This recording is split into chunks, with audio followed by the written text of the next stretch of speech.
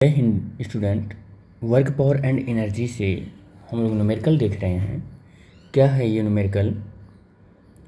A metal ball of mass 2 kilogram is allowed to fall freely from rest.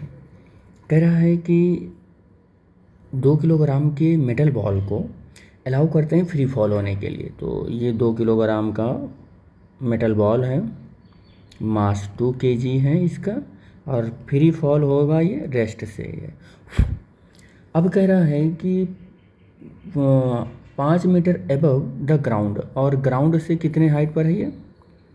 5 metre की height पर है। h = 5 metre, इस height पर है ये। तो अब कह रहा है कि g की वैल्यू क्या लेना है आपको? g की वैल्यू आपको लेना है 10 मीटर पर सेकंड स्क्वायर। तो कैलकुलेट क्या करना है? Potential energy posit by the ball when it is initial at rest. तो यहाँ वाली कंडीशन में पोटेंशियल एनर्जी, यहाँ वाली कंडीशन में। अच्छा एक बात बताओ, यहाँ काइनेटिक एनर्जी क्या है? तो काइनेटिक एनर्जी यहाँ 0 है, क्योंकि हाफ m और u की वैल्यू 0 है, तो काइनेटिक एनर्जी यहाँ पर 0 हो गई। यहाँ पर पोटेंशियल एनर्जी कैलकुलेट करो तो mgh हो जाएगा। m की वैल्यू 2, g की वैल्यू 10, h की वैल्यू 5, तो यहाँ क्या हो जाएगा? 100 जूल हो जाएगा। पोटेंशियल एनर्जी 100 जूल हो जाएगा। यहाँ टोटल एनर्जी क्या हो जाएगी? टोटल एनर्जी होती है potential plus kinetic. Total energy यहाँ पर कितना हो जाएगा? 100 प्लस 0, और टोटल एनर्जी कितना हो जाएगा? 100 जूल हो जाएगा। तो इस पॉइंट पर हमने सब कैलकुलेट कर लिया, ये भी कैलकुलेट कर लिया, काइनेटिक एनर्जी भी कर लिया, और टोटल एनर्जी भी कर लिया, तीनों कैलकुलेट कर लिया। अब कह रहा है कि ये हमारा पहला तो सॉल्व हो गया। यहाँ पर कितना आया पोटेंशियल एनर्जी? यहाँ आया 100 जूल, ठीक है, यहाँ आया 100 जूल। और यहाँ पर काइनेटिक एनर्जी कितना आया? 0 आया। यहाँ पर टोटल एनर्जी कितना आया? 100 जूल, 100 जूल।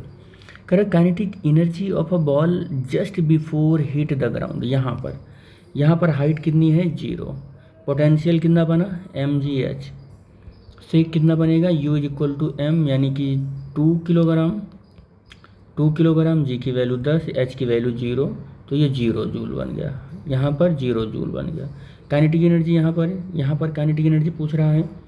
तो काइनेटिक एनर्जी कैलकुलेट करने के लिए हमें यहाँ की वेलोसिटी चाहिए। वेलोसिटी नहीं मालूम है, तो v² = u² प्लस 2gh, ये हो जाएगा।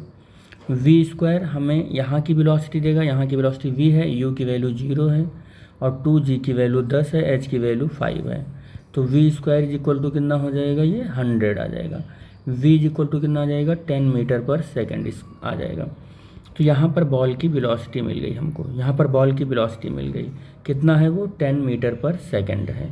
तो काइनेटिक एनर्जी निकालो यहाँ से, तो हाफ mv², हाफ m की वैल्यू 2 और v² की वैल्यू 10 का स्क्वायर, 2 से 2 कैंसिल हो गया, और ये कितना हो गया? 100 जूल हो गया।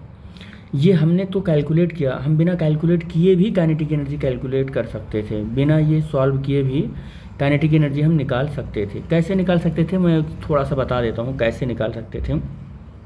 देखो कैसे निकाल सकते थे। निकालने के लिए तरीका क्या था कि हम यहाँ जान रहे हैं कि पोटेंशियल एनर्जी 0 हो गई है, पोटेंशियल एनर्जी 0 हो गई। अब हमारी जो टोटल एनर्जी है वो पोटेंशियल एनर्जी और काइनेटिक एनर्जी के बराबर है। टोटल एनर्जी 100 जूल है, यहाँ पर हमने कैलकुलेट कर लिया है, और टोटल एनर्जी कंजर्व होती है, इसलिए पूरे पाथ में कहीं पर भी टोटल एनर्जी 100 जूल रख सकते हैं। पोटेंशियल एनर्जी 0, काइनेटिक एनर्जी के, तो k = 100 जूल हम यहाँ से भी निकाल सकते थे, लेकिन हमने बस कैलकुलेट करके आपको दिखाया कि ऐसे आप कर सकते हो, ठीक है। तो अब यहाँ पर काइनेटिक एनर्जी भी मिल गई आपको। अब आगे क्या कह रहा है कि kinetic energy of the ball just before the ground. ये काइनेटिक एनर्जी कितना आ गया भैया? ये काइनेटिक एनर्जी आया k = 100 जूल आ गया, ये भी कैलकुलेट होगा। बी पॉइंट में what happen to the mechanical energy after the ball hit the ground and comes to rest. कह रहा है व्हाट हैपन, क्या होगा जब mechanical energy after the ball, जब हिट करेगी, जब बॉल हिट करेगी ग्राउंड को, और एंड कम्स टू रेस्ट, तो क्या होगा फिर उस कंडीशन में आपको बताने हैं, ठीक है। तो इसके लिए आपको स्टेटमेंट क्या लिखना होगा? तो स्टेटमेंट आपको ये लिखना होगा कि जैसे ही बॉल ग्राउंड से टकराएगा और टकराने के बाद रेस्ट में आ जाएगी तो टोटल मैकेनिकल एनर्जी उसकी कन्वर्ट हो जाएगी into the form of the sound energy and heat energy. ठीक है, तो इसके लिए क्या लिखना पड़ेगा आपको कि after striking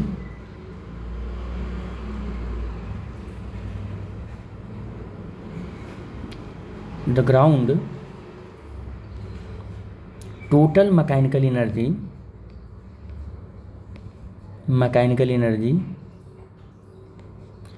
convert into the form of